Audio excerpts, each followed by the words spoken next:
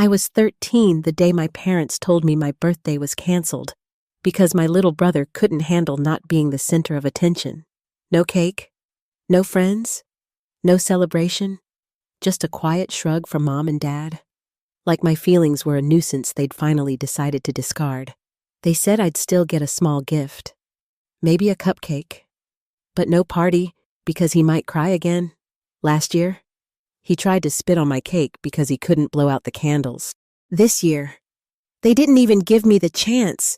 Everyone at school knew before the end of the week, and that was the beginning of something they never saw coming. Because this time, I said something. I didn't even cry when they told me. I just sat there, staring at the beige wall behind my mother's shoulder. The same wall where our family photos used to hang before they were replaced by my brother's handmade scribbles. They were proud of those called them expressions of his brilliance.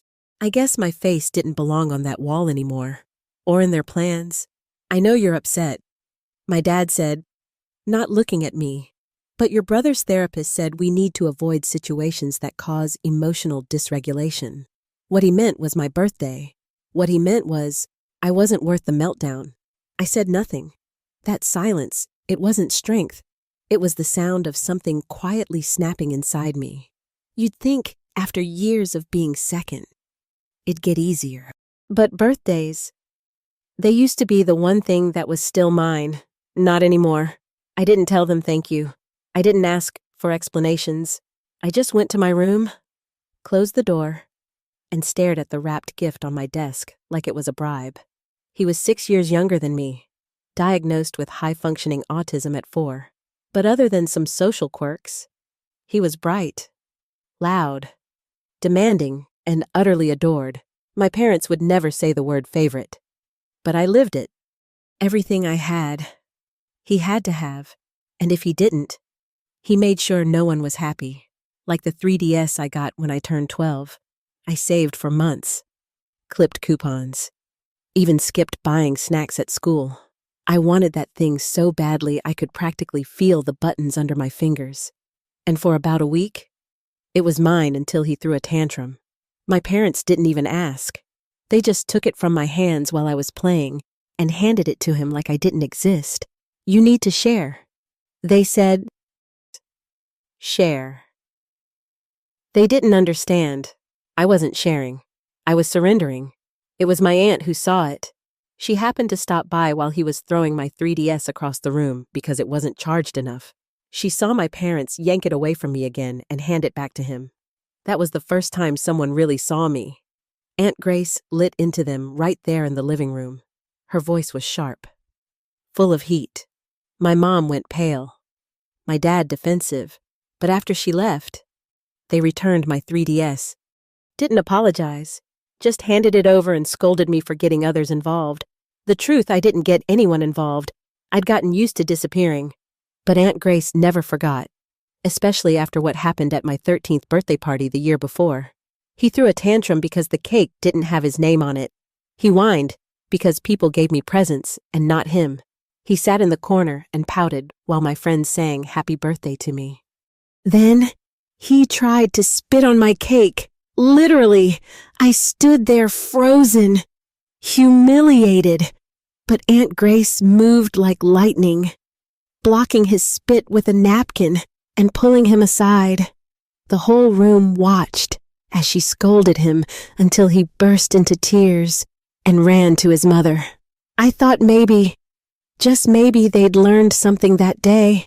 But this year proved they hadn't learned a thing. I wasn't going to tell anyone. I wasn't, but the words burned in my throat all week. So I told my best friend. Then my teacher noticed I wasn't myself. Then the school counselor asked why I seemed quieter than usual. And when she asked, I told her too. Then the vice principal. And before long, everyone knew. I didn't name names. I didn't have to. The story told itself. He's not having a party this year. His brother couldn't handle it. They didn't even ask him how he felt. And that somehow was the worst sin I could have committed in my parents' eyes. Not talking back, not yelling, just letting the truth out into the world. When the messages started flooding in from family, friends, teachers, Even other parents, my mom stormed into my room like a tornado. "How could you do this to us?" she hissed. Eyes wild. "Do what I asked," calmly. "You embarrassed us. You've made us look like monsters." I didn't answer. I didn't have to. Because if the shoe fits. They grounded me for a week. Took away my phone. Told me I was being dramatic. Manipulative. "You're lucky we're still giving you a gift," my dad said. But the damage was already done. Not by me, but by them. I didn't spread lies. I just stopped protecting theirs. And for the first time, I realized something powerful. I wasn't the one who should feel ashamed. And I had a feeling this wasn't over yet. Not by a long shot. The silence in the house after my grounding ended was heavier than any punishment. They didn't say sorry. They didn't bring up the birthday again. They just acted like the whole thing never happened. Like my disappointment, my humiliation, my existence was just a footnote in their week. I thought the party was off for good. And honestly, I was trying to make peace with that. I didn't want some half-hearted apology cake or an evening spent pretending we were a normal family. But then 2 weeks later on a Saturday, I hadn't marked for anything. My dad told me to get dressed. Why, I asked. He didn't even look up from his phone. "You'll see." I didn't move at first. I thought maybe they were going to drag me to one of my brother's therapy sessions or a surprise family meeting about boundaries.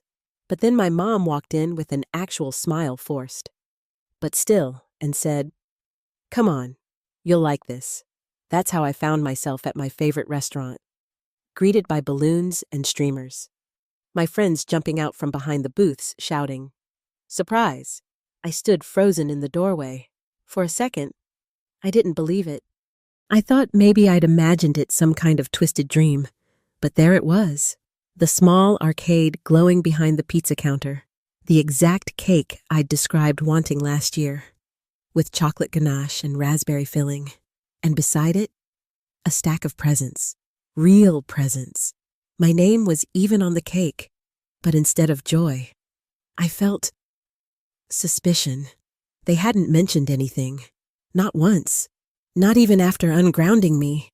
And suddenly, all this. It didn't feel like a gift. It felt like a cover-up. Still, I smiled. I hugged my friends. I played along. Because even though I knew the truth, this was never their plan, I wasn't going to ruin the one moment where it felt like I mattered. Besides, everyone else was watching, including my aunt, who stood near the back of the room, arms crossed, eyes narrowed, like she already smelled something off. Then I saw him, my brother, clinging to my mom's hand, already frowning. His eyes went from the cake to the presents to the faces that weren't his friends. He tugged on her sleeve and said, loud enough for half the room to hear, "Why is everything for him?" And there it was, the storm forming on the horizon. She hushed him quickly. My dad gave him a look, sharp and quiet. But it didn't matter. He wasn't used to the word no. He never had to be. Within minutes, he tried to push the cake off the table. He actually lunged toward it, hands outstretched like a cartoon villain. I barely had time to react. But someone else did. Aunt Grace, she stepped between him and the cake like she'd been waiting for it. Arms spread wide like a bouncer at the gates of sanity. "Back off." "Lucas," she said, "not today." He screamed, not cried, screamed. He flailed, kicked, knocked over 2 chairs before my mom grabbed him and pulled him into the hallway. He was still shrieking when the door shut behind them. My dad looked like someone had just asked him to pay a full tip at dinner. Tight-lipped, red-faced, and utterly useless. But at least he didn't follow them. He stayed and, for once, kept an eye on the cake. The rest of the party was weird, fun. Yes, I smiled for photos. I unwrapped a new PlayStation, the exact one I thought I'd never get. My friends laughed and played arcade games and stuffed their faces with pizza. But behind every laugh was a shadow. Behind every gift was a cost. Because I knew Deep down, this wasn't for me. Not really. This was damage control. The fallout from my story getting out had been worse than I realized. Parents at school had messaged mine in disbelief. Some even threatened to uninvite my brother from their kids' parties permanently. Extended family called out their favoritism. My dad's boss, whose daughter happened to be my classmate, had apparently asked, "Is everything all right at home?" That's why they threw this party. Not to make me feel special, but to make themselves look better. And you know what, I let them. Because sometimes, pretending you're okay is the only way to survive the people who refuse to see how much they've hurt you.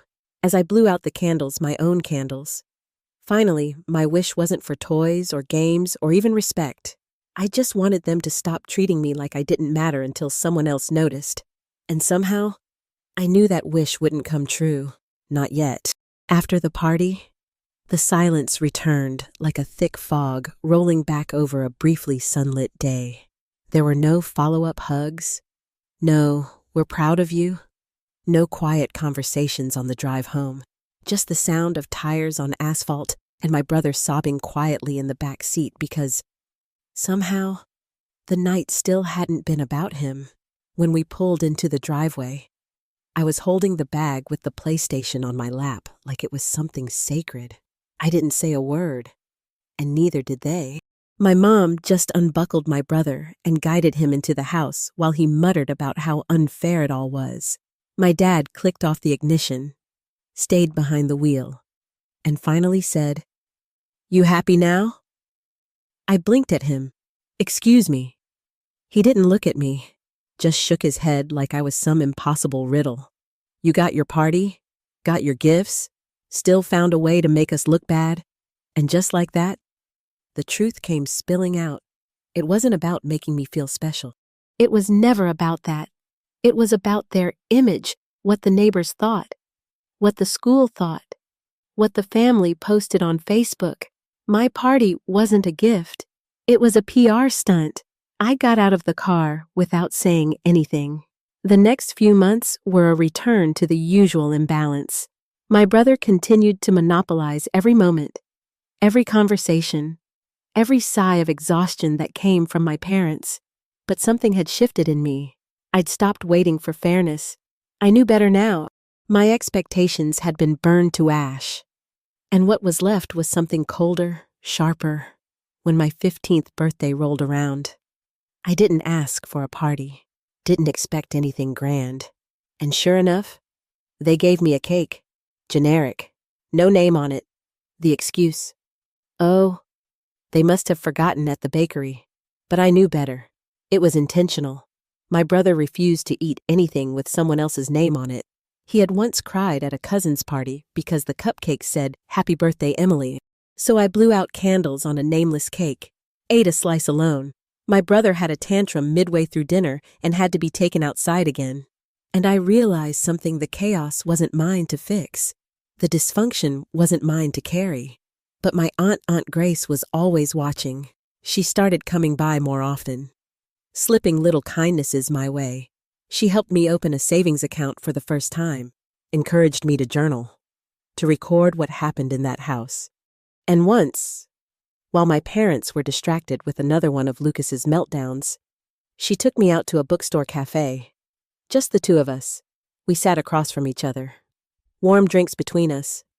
And she said something that stuck with me for the rest of my life. "You can't make them love you the way you deserve, but you can love yourself enough to leave their mess behind."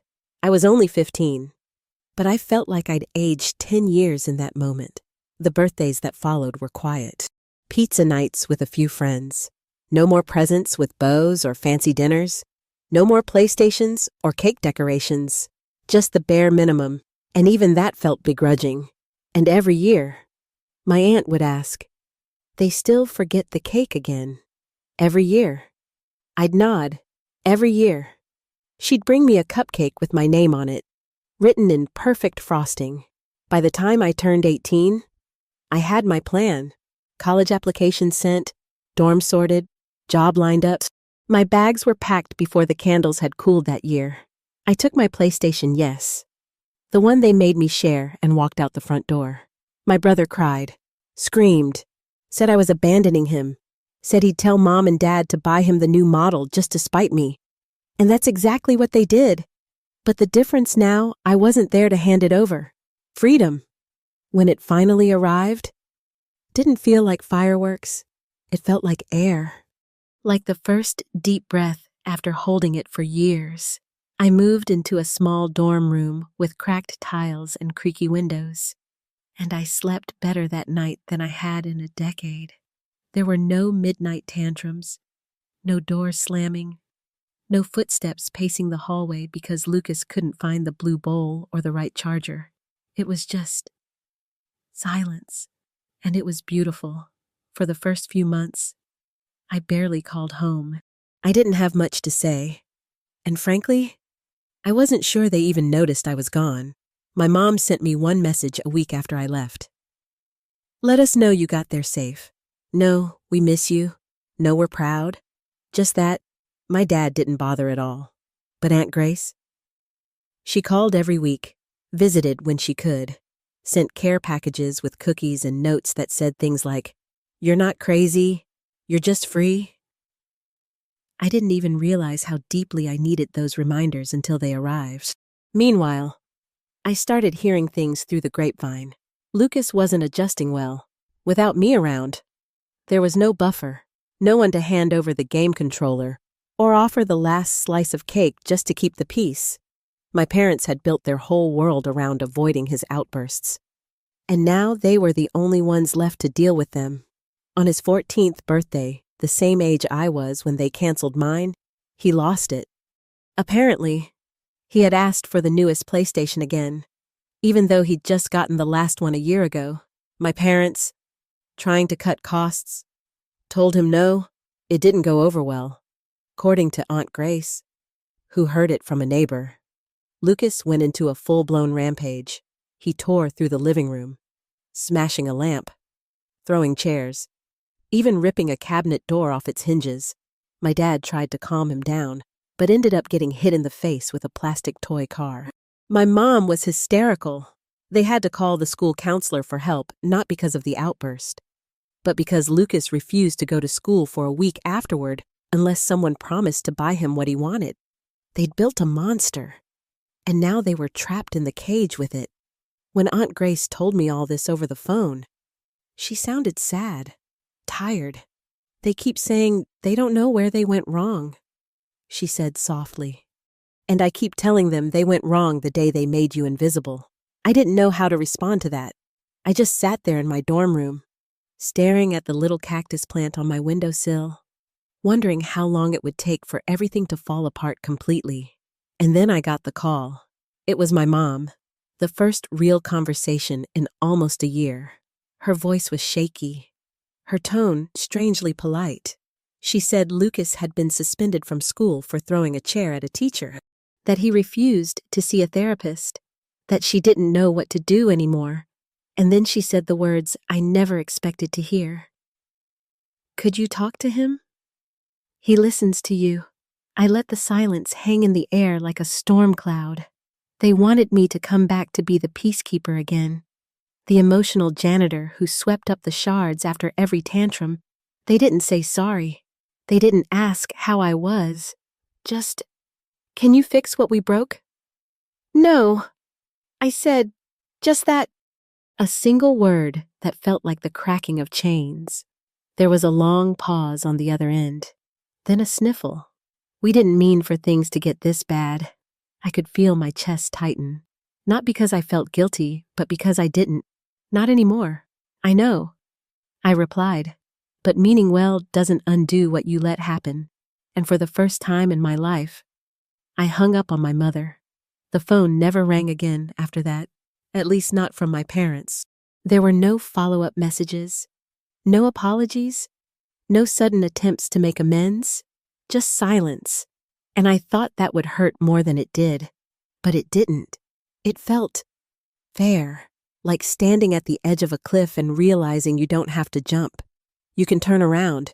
You can choose peace.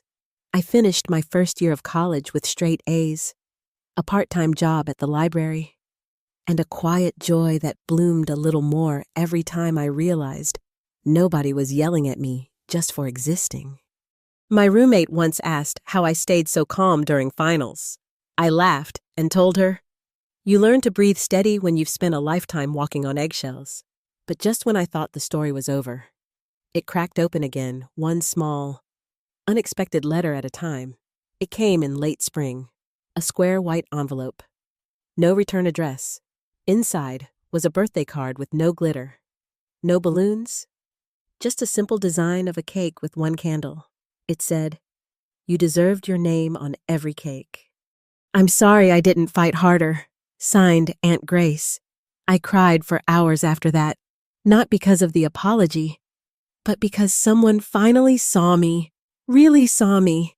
A few months later, Aunt Grace invited me to spend the summer at her house.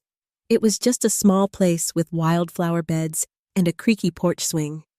But it felt like everything my childhood should have been. Peaceful, safe. We baked together. She taught me how to fix old furniture. And one night, under the stars, she said something that stayed with me. "You were never the problem. You were just the scapegoat for people too afraid to admit they failed." That's when I realized how deep the damage had gone. My parents hadn't just stolen my birthdays. They'd stolen my ability to believe I mattered, that my needs weren't a burden, that I was allowed to be angry, sad, joyful human. But that summer, I reclaimed all of it. I threw myself a birthday party, not just a dinner or a small cake in a box. I mean a real party. Streamers, candles, games, music, and a cake with my name on it in bold red letters. I invited a few friends from college, some neighbors from Aunt Grace's street, and even my roommate who made the 3-hour drive just to be there. We laughed until our sides ached. Someone started a karaoke battle, and when it came time to blow out the candles, I made one wish. Let this be the year I stop apologizing for taking up space. I think that wish came true, because after the party, I posted a picture online. Just one, me, in front of the cake, grinning like a fool. The caption read, "Took 19 years. But I finally got a birthday that wasn't about anyone else. I didn't tag anyone, didn't need to, but it spread. People from high school commented, old neighbors, even a few extended family members I hadn't heard from in years. Some just wrote. Finally, one cousin messaged privately, telling me she used to cry after every visit to our house because of the way my parents treated me. And then 2 days later, my mother called.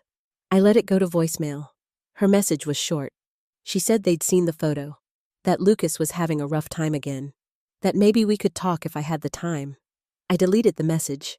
Because here's the truth. Some people only come looking for you when they realize they've lost control. I'm not angry anymore. Not really. But I'm done being the fixer, the forgiver, the one who keeps the family illusion intact. They built a shrine around my brother's meltdowns and called it love. I walked away and found the real thing. I'm not going back. That little girl who gave up her birthday every year, she finally grew up. And this time, she chose herself.